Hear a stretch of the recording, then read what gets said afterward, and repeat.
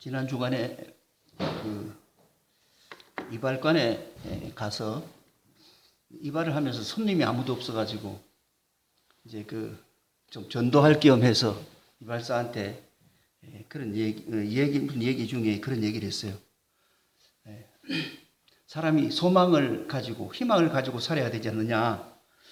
우리 믿는 사람들은 다 부활과 영생의 소망을 가지고 산다.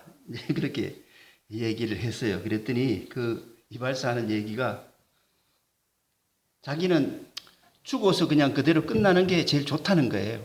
그냥 더 이상 뭐 살고 싶지도 않대요. 그냥 죽으면 끝이지 뭐 뭘 더 살아야 되냐고 그렇게 얘기하더라고요.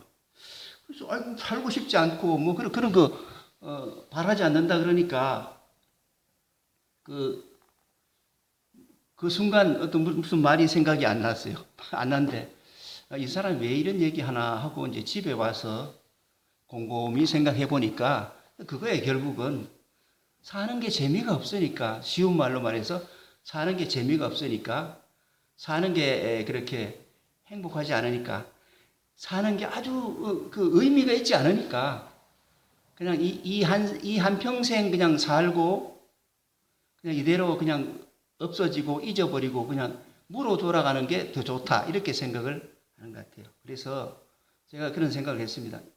영생이라는 것은 시간적으로 봐서 영원의 길이로 사는 것을 영생이라 그러지만은 그 속에 참 행복과 참 평안과 기쁨 이런 게 없으면 영생이 무슨 의미가 있겠어요? 우리 오래오래 산다고 해도 고생하면서 살고 다른 사람에게 아주 천시 받으면서 살고 몸도 아프고 마음도 아프고 하여간 이렇게 살면 그 오래 사는 게 복이 아니라 저주가 될 수 있는 거예요.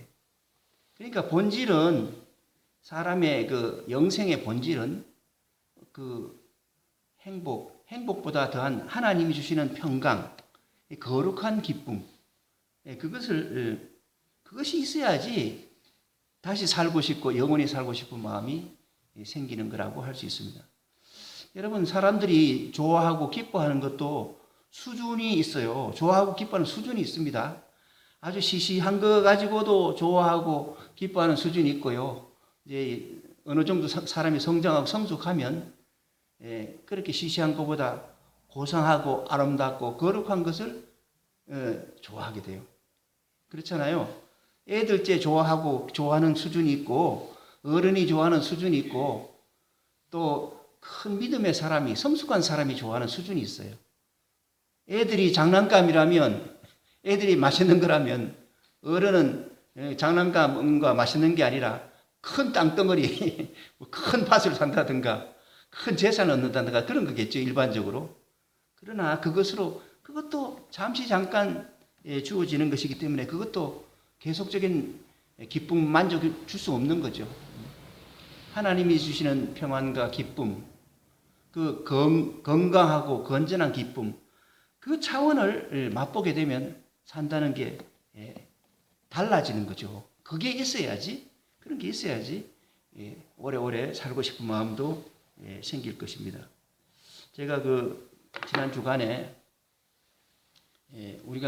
제가 믿는 그 기독교 신앙에 대한 것도 이렇게 정리해야 되지만은 가장 기독교하고 대척점에 있는 것이 불교의 가르침이거든요. 불교도 시작이 어떻게 되는가 하면 사람이 왜 이렇게 마음고생, 몸고생하고 그렇게 병들고 늙어서 죽는가 하는 거기서부터 출발하는 거예요.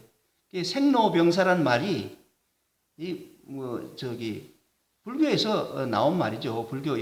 그래서 사람이 태어나고 늙고 병들어 죽는 것 이런 걸 다 볼 때 인생이란 것이 참 무상한 것이고 허무한 것이고 인생이란 게 고해와 같다. 이렇게 이제 판단을 하면서 거기서부터 이제 그 가르침이 본격적인 시작이 되는 거예요. 불교의 가르침의 바탕에는요, 우리 사람이 어디서 와서 어디로 가느냐, 거기에 대해서 사람이 어디서 와서 어디로 가느냐, 온 곳이 있고 갈 곳이 확실히 있는 게 아니라 인생은 그냥 우연히 이렇게 인간으로 태어나가지고 우연히 살다가 우연히 사라지는 것이다 하는 그 허무를 딱 전제로 하고 그렇게 설명을 하는 거예요. 설명의 출발점이 허무를 딱 전제라고 합니다. 인생은 허무한 건데 그러면 이 살면서 왜 이렇게 번뇌가 많으냐, 뭐 108번뇌라 그러기도 하고 여러 가지 왜 이렇게 고생이 많으냐고 이렇게 그 원인을 어디서 분석하는가 하면 불교에서 가르친 사람들이 왜 이렇게 마음고생이 많으냐, 집착, 이 세상에 대한 집착이 너무 강해서 그렇다. 그렇게 가르칩니다. 제가 이제 배운 바로는 그래. 불교에 가르치면 집착.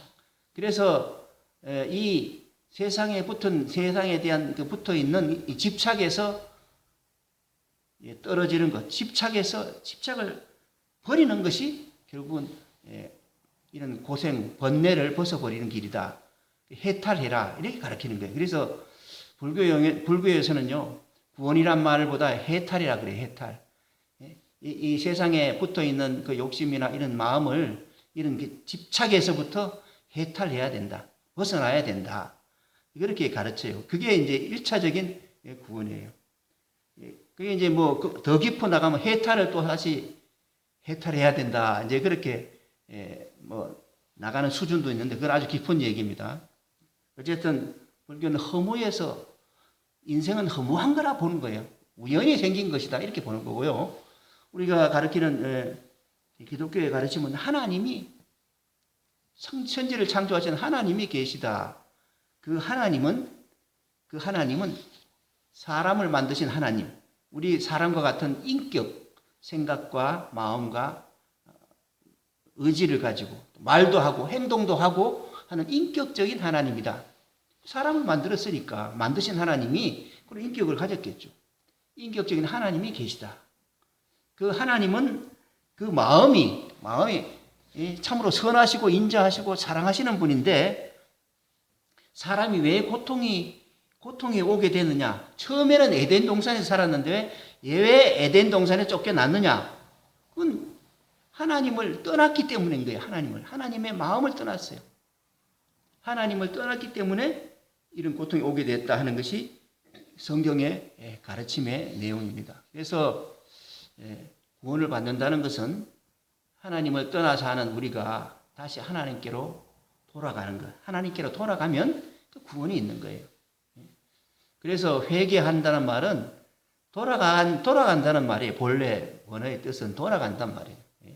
그냥 뭐 잘못했습니다. 뭐 이렇게 하는 정도가 아니라 그렇게 회개하면서 하나님께로 더 나가는 거예요. 어떻게 나가느냐?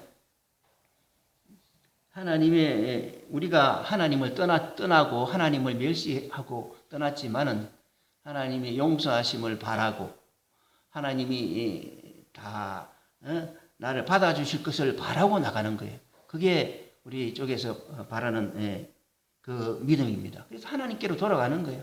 하나님, 주여 나를 불쌍히 여기소서 이렇게 하는 마음으로 나가는 것이죠. 이 마음은 참 겸손한 마음이고 사람이 가져야 할 마음입니다. 하나님께로 나가면 구원이 있다. 하나님을 떠났기 때문에 이 모든 죄와 죽음이 있고 병이 있고 이런 고통이 있는 것이다. 하나님께로 돌아가면 살 길이 있고 행복이 있고 영생이 있고 하나님의 나라가 있다. 그것을 말씀하고 있는 것입니다.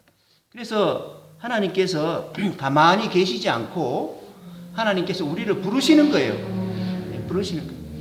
하나님이 계시고 하나님이 얼마나 좋으신 분인가를 우리에게 보여주시면서 부르시는 거예요. 그래서 이제 일반적으로 이제 자연 계시라 그러는데 이 천지 만물의 삼라망상의 자연을 바라보면 마음이 열린 사람이 이 세상을 바라보면 이 세상이 너무 아름답습니다. 하늘도 아름답고 산도 아름답고 강도 아름답고 이 세상의 모든 게 너무 아름다워요. 하나님이 이렇게 아름다운 마음을 가지신 분이다. 자연을 통해서 우리에게 하나님을 보여주시고요. 옛날에 구약시대에는 선지자를 통해서 하나님을 신령히 찾는 사람을 통해서 하나님이 어떠한가를 보여주셨어요. 그게 이제 뭐 모세와 같은 사람을 통해서 그 하나님을 보여주셨죠. 하나님을 보여주시고 이 역사의 마지막에 하나님을 보여주신 분이 예수님입니다.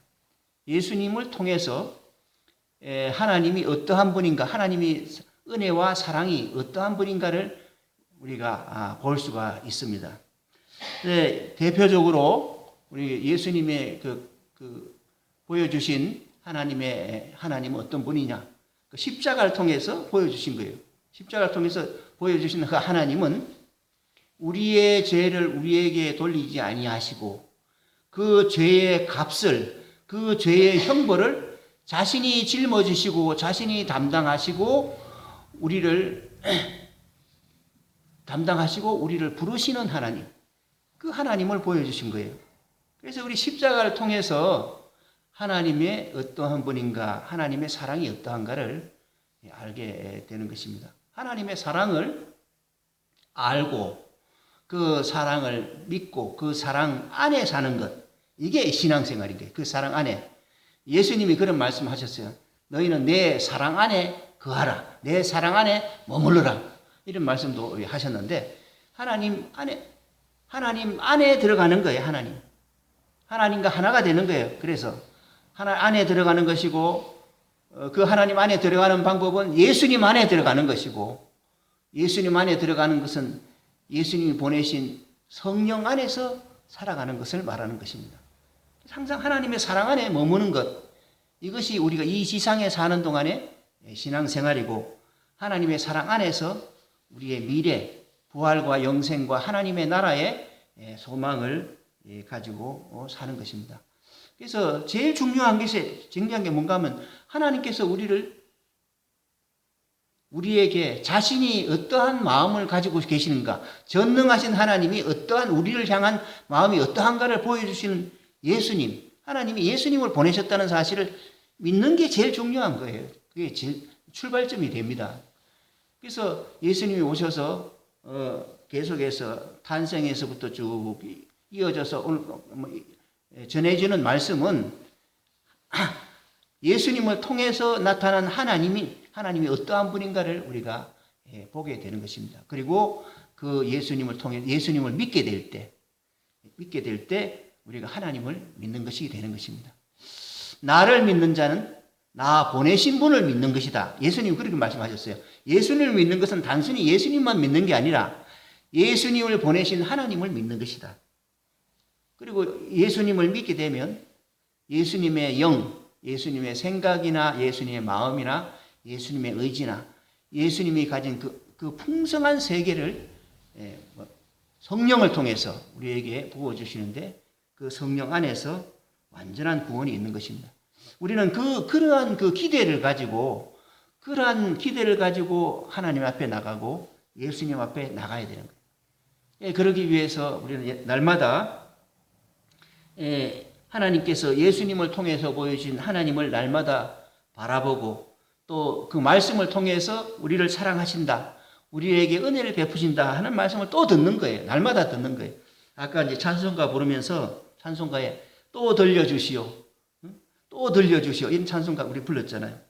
늘 들으면서 하나님께 더 나가고 그 하나님을 사랑하고 그 예수님을 사랑하고 그러면서 우리가 그 사랑 안에 머물게 될 때 참된 평안이 있고 또 기쁨도 있고 보람도 있고 모든 아름다운 것들이 그 안에 다 담겨 있는 거예요. 예수님 안에 다 담겨 있어요. 그래서 예수님을 믿고 예수님에게 소망을 두고 예수님을 사랑하는 것, 이것이 중요한 것입니다. 이것이 구원의 길이 됩니다. 오늘 읽은 이 본문 말씀을 우리가 아까 시험 성경을 읽었지만은 같이 여기 보면서 예수님이 그 주보 뒤에 본문 말씀을 제가 실어놨습니다. 읽으면서 다시 한번 예수님이 우리를 향한 사랑과 구원에 대한 내용을 보겠습니다.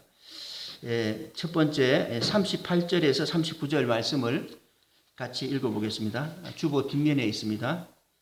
예수께서 일어나 회당에서 나가사 시몬의 집에 들어가시니 시몬의 장모가 중한 열병을 앓고 있는지라 사람들이 그를 위하여 예수께 구하니 예수께서 가까이 서서 열병을 꾸짖으신데 병이 떠나고 여자가 곧 일어나 그들에게 수종되니라.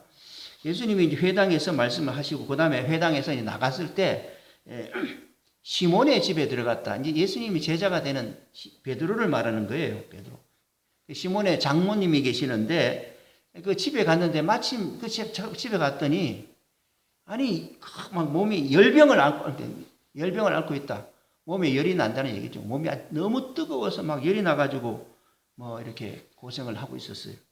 그래서 사람들이 예수님에게 평소에 하듯이 예수님에게 저 열병이 걸렸는데 어떻게 열병을 좀 낫게 해주세요 하고 이렇게 구했다는 거예요. 그래서 예수님께서 열을 떠나라 그렇게 하시니까 열이 떠났다. 이게 이제 예수님이 하나님이 보내신 하나님의 아들이요 구세주라는 것을 이런 그 사건을 통해서 보여주는 것입니다. 누가 말로 열병아 떠나라 그런다고 해서 떠나게 하는 사람이 있습니까? 그런 사람 없잖아요. 열병이 떠나갔어요. 얼마나 빨리 떠나갔는가 하면 열병이 떠나자마자 곧 그냥 거뜬해져 가지고 수종을 들었다. 손님으로 오셨으니까 손님 대접을 했겠죠. 그래서 수종을 들어서 마실 것이라든가 먹을 것 이런 것을 대접을 했다 하는 얘기입니다. 그래서 이런 기적의 사건을 통해서 하나님이 계시고 하나님이 구세주를 보내셨는데 예수님이 바로 구세주라는 것을 보여주신 거예요. 이렇게 계시하는 거예요. 그럼으로써 하나님께 더 나가게 되는 거죠. 두 번째로는 해가 질 무렵에 40절에 같이 읽어보겠습니다. 40절. 해질 무렵에 사람들이 온갖 병자들을 데리고 나오매 예수께서 일일이 그 위에 손을 얹으사 고치시니 여러분 온갖 병자를 다 데리고 왔다는 거예요. 예수님이 낫게 하시니까 그러니까 온갖 병자를 다 데리고 오죠. 뭐 병 걸린 사람, 아픈 사람 다 오시오 해서 데리고 왔다는 거예요. 주변 사람들이. 그런데 예수님이 일일이 그 사람의 머리나 몸에 손을 대어 가지고 다 얹어서 병을 갖다가 고쳐 주셨다. 이것도 예수님이 바로 하나님의 아들이요 구세주라는 간접적인 증거가 됩니다. 그리고 41절을 같이 읽어보겠습니다. 여러 사람에게서 귀신들이 나가며 소리 질러 이르되 당신은 하나님의 아들이니이다. 예수께서 꾸짖으사 그들의 말함을 허락하지 아니하시니 이는 자기를 그리스도인 줄 알미러라. 귀신들을 걸린 사람도 일종의 정신병자도 깊은 정신병자도 자기가 자기를 모르고 헛소리하고 이렇게 다니는 사람들이 고쳐달라고 데리고 왔는데 내쫓았어요. 나가라고 말씀하시니까 나갔어요. 나갈 때 무슨 소리 하는 당신은 하나님의 아들이십니다. 예수님을 알아보고 하나님의 아들입니다. 그렇게 말했다는 거예요. 그래서 그런 말도 못하게 했다는 거예요. 이 귀신은 알아보니까 귀신이 그런 말을 하는 것도 허락하지 않았다. 이런 병을 고치고 귀신을 쫓아내는 이런 사건을 통해서 예수님이 누구신가? 이분은 도대체 누구신가? 요즘 말로 같으면 명의인가? 이렇게 생각할 수 있겠지만은 명의 이상의 온갖 병을 다 고치시고 귀신도 쫓아내시는 그런 사건을 통해서 천지를 창조하신 하나님이 이 세상에 우리를 사랑하사 구원하시려고 이 세상에 구세주를 보내셨는데 이 구세주가 바로 예수님이라는 것을 간접적으로 알려주신 거예요. 제가 그런 생각이 들었습니다. 여러분, 하늘에 태양에 있다는 걸 다 알고 있어요. 근데 우리 눈으로 해를 볼 수가 없습니다. 너무 밝아서 볼 수 없기 때문에 그 밝은 햇빛을 보려 그러면 뭐 이렇게 검은 검은 유리라든가 이런 걸 놓고 이렇게 좀 가려놔야지 그걸 볼 수 있는 거예요. 예수님께서 고향에 오셔가지고 자기가 바로 하나님의 아들이고 구세주라는 것을 구약성경 이사야 예언자의 말씀을 인용해서 직접 말했을 때 그 말씀에 반발을 합니다. 너는 요셉의 아들 아니냐? 요셉의 아들. 요셉의 아들이 어디 감히 구세주 하나님의 아들이라 그러냐? 그래가지고 반발을 하고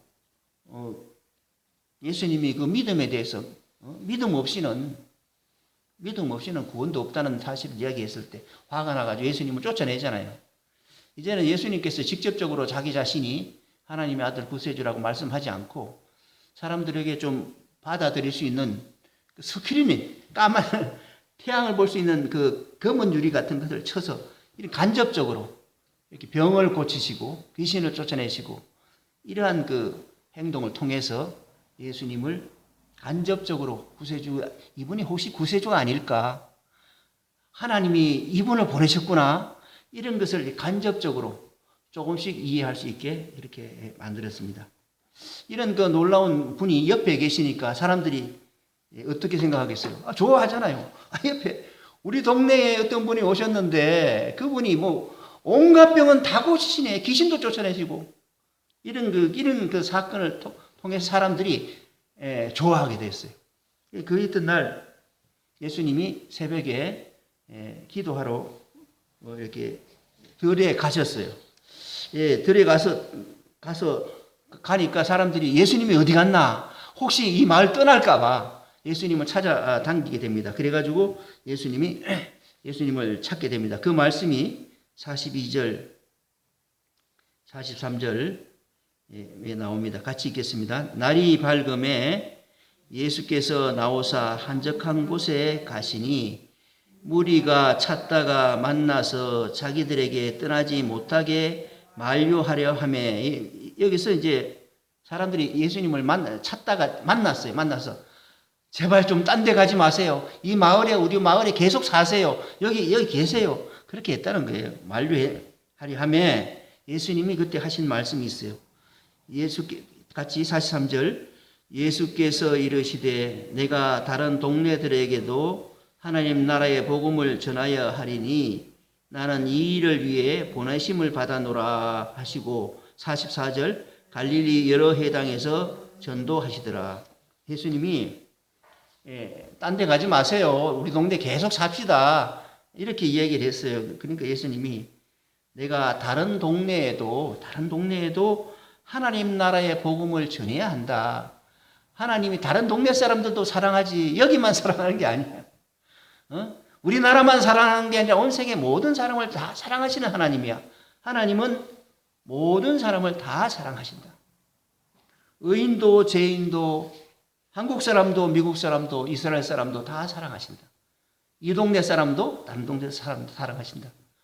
그래서 여기서 떠나지 마세요. 그렇게 말하는 사람들에게 내가 다른 동네에도 하나님의 복음, 하나님의 구원의 소식을 전해야 된다. 하나님은 우리 동네 사람뿐만 아니라 온 세상 모든 사람을 다 사랑하시고 그들에게 하나님의 마음과 생각과 뜻을 이렇게 알려주어가지고 그들도 다 하나님께로 믿고 돌아와서 하나님의 백성이 되기를 바라시는 그런 마음이 있는 거예요. 사람들이 하나님을 떠나서 살았기 때문에 죽음이 오고 고통이 오고 허무와 고독이 오는 거예요. 허무가 고독이. 사람의 외로움이라는 게 얼마나 심한 정신적인 아픔인지 모릅니다. 사람들이 종종 사람들이 삶의 고난을 이야기할 때, 아휴, 세상에는 아무도 내 마음 아는 사람 한 명도 없어. 그렇게 말하는 분들은요, 그 마음의 고독을 이야기하는 거예요. 외로워요. 자식도 몰라, 아들도 몰라, 딸도 몰라, 마누라도 몰라, 남편도 몰라. 몰라. 내 마음 아무도 알아주는 사람 없어. 그러면 너무나 외로운 거예요. 그 고독함이 굉장히 큰 그 슬픔이고 고통인 것이에요. 그 하나님께 나와야지. 하나님과 하나가 돼야지. 그 영적인 고독에서 구원을 받는 것입니다. 이 영혼의 구원을 받는 거예요. 하나님의 사랑을 알게 되고 그 사랑을 믿고 나가게 되면 그 고향집에 돌아간 것 같이, 사람이 타향살이 오랫동안 하다가 고향집에 돌아간 것 같이 마음이 편안하고 평안이 있고 기쁨이 있고 그런 그 감사가 있는 거예요.